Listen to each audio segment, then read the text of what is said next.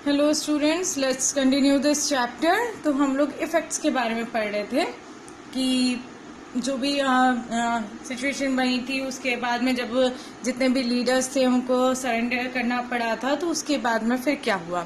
ठीक है, तो most industry and bank were nationalised in November 1917। तो 1917 में जितने भी इंडस्ट्रीज थे और बैंक्स थे वो नेशनलाइज्ड हो गए। ठीक है, सिर्फ किसी की प्राइवेट प्रॉपर्टी नहीं रही। The land was declared a social property and peasants were allowed to seize the land of the nobility. और जो भी लैंड थे वो सोशल प्रॉपर्टी हो गई और पीजेंट्स जो थे उनको अलाउ कर दिया गया कि वो जो लैंड जो है वो सीज कर दिए गए हैं, उनको दे दिए गए हैं जो भी नोबिलिटीज के थे। यूज ऑफ ओल्ड और एरिस्टोक्रेट टाइटल्स वॉज बैन। और जो भी ओल्ड एरिस्टोक्रेट टाइटल्स है, एरिस्टोक्रेट का मतलब मैंने स्टार्टिंग में आप लोग को बताया ही था कि एरिस्टोक्रेट का मतलब होता है कि सारी की सारे पावर्स जो हैं वो किसी किंग या किसी पर्टिकुलर पर्सन के पास में रहते हैं। ठीक है, तो वो जितने भी सुप्रीम पावर्स थे जो टाइटल एरिस्टोक्रेटिक का दिया गया था उसे टोटली बैन कर दिया गया। New uniforms were designed for the army and official.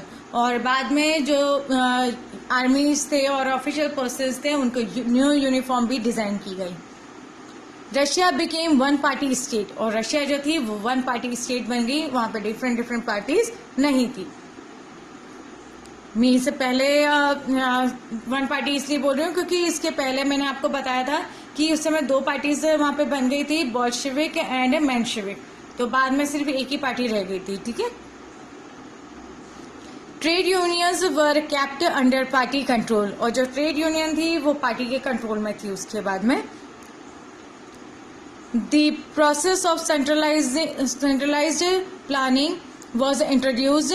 This led to economic growth. और फिर उसके बाद में जो भी प्लानिंग थी वो सेंट्रलाइज कर दी गई थी। एक ही पर्सन मतलब एक ही गवर्नमेंट जो थी वो उसको इंट्रोड्यूस कर रही थी, उसको प्रोसेस में ला रही थी। इसीलिए पूरी प्रोसेस जो थी वो इकोनॉमिक ग्रोथ को हाइट पे लेके जाने लग गई। फिर now these are the new uniforms. ठीक है, जिसे फ्रेंच हैट और बोरेनोवेक का भी कहा जाता है।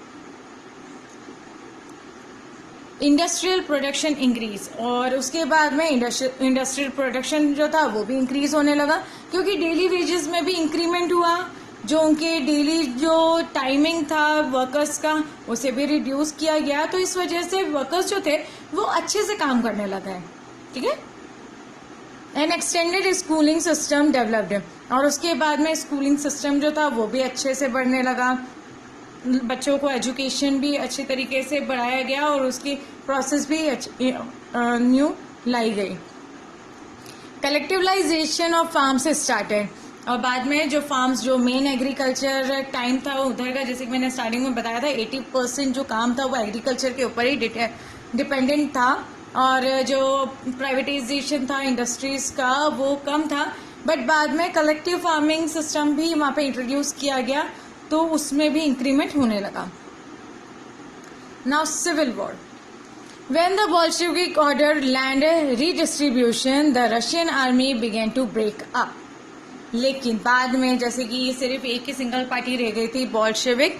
ठीक है, तो बोल्शेविक पार्टी ने जब अगेन रीडिस्ट्रीब्यूशन करना चाहा लैंड का तो आर्मी जो रशियन आर्मी थी वो ब्रेक होना शुरू होने लगी क्योंकि उन्हें ये सारी चीज नहीं पसंद आ रही थी। Non-Bolshevik socialists, liberals and supporters of autocracy condemned the Bolshevik uprising. और जो नॉन बोल्शेविक नेशनलिस्ट थे, जो बोल्शेविक पार्टीज के नहीं थे, जो लिबरल्स थे और जो ऑटोक्रेसी को ज्यादा सपोर्ट कर रहे थे, उन लोगों ने बोल्शेविक को बढ़ता हुआ देख उनको भी पसंद नहीं आया तो उन्होंने भी इसका अपोज करना शुरू करा। बाद में They formed their troops and were called Greens. फिर उन्होंने अपने ट्रूप्स को बनाना शुरू किया जिसे उन्होंने ग्रीन्स का नाम दिया। Which would fight against Bolshevik, जो कि बोल्शेविक के अगेंस्ट में फाइट कर रहे थे और बोल्शेविक जो थे वो रेड थे। ठीक है, green versus red. The pro tsar whites controlled most of the Russian Empire है। अब सार जो थे अब वो पीछे कैसे हटते, तो सार भी बीच में आए, ठीक है, वो वाइट्स के लाए और उन्होंने भी रशियन एम्पायर को अपने कंट्रोल में करना शुरू कर दिया। They were supported by French, American, British and Japanese troops, और उनको सपोर्ट मिलने लगा फ्रेंच, अमेरिकन, ब्रिटिश और जापानीज ट्रूप का। All these fought a war with the Bolshevik, और इन सब ने मिलके फिर बोल्शेविक के साथ में एक वॉर जो थी वो सिविल वॉर स्टार्ट हुई। Making a socialist society, socialist society तो फिर भी सभी चाहते थे, ठीक है। तो Bolshevik kept industries and bank nationalised during civil war, तो सिविल वॉर जब ये बन गई थी पूरी सिचुएशन, उस समय भी बोल्शेविक जो थे वो सोशलिस्ट सोसाइटी ही चाहते थे, इसलिए इंडस्ट्रीज और बैंक को तब भी उन्हें पूरी कोशिश करके नेशनलाइज्ड ही रखा। The process of centralised planning was introduced, और पूरी प्रोसेस के अंदर उन्हें सेंट्रलाइज्ड प्लानिंग को ही इंट्रोड्यूस रखा। Rapid construction and industrialisation started, और रैपिड कंस्ट्रक्शन भी स्टार्ट रहा, इंडस्ट्रियलाइजेशन भी एक्सटेंड होता रहा, sorry expand not extend, and extended schooling system developed, और साथ के साथ जो एक्सटेंडेड स्कूलिंग सिस्टम था वो भी चल रहा था।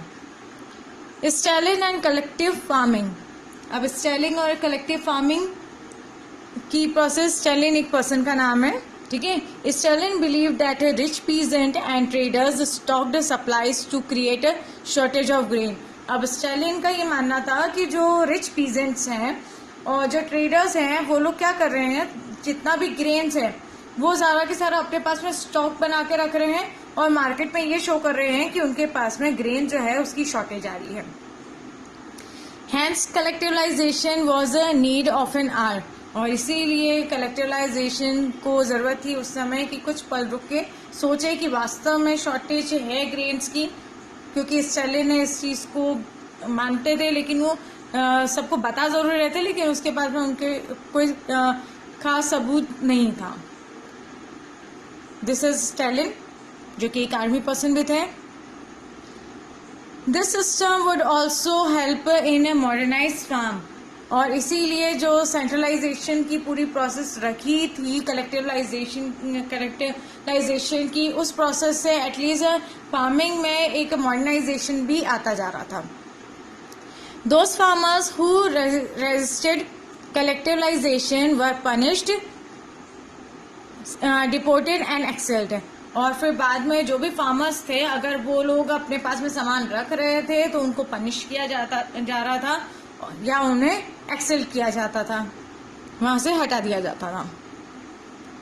ग्लोबल इन्फ्लुएंस, अब इन सब चीज का ग्लोबल इन्फ्लुएंस क्या हुआ?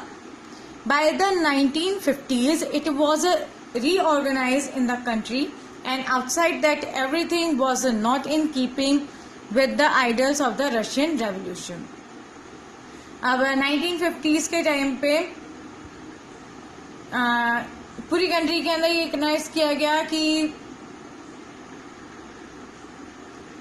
कि बाहर से कोई भी चीजें जो है वो रखी नहीं जाएगी, ठीक है।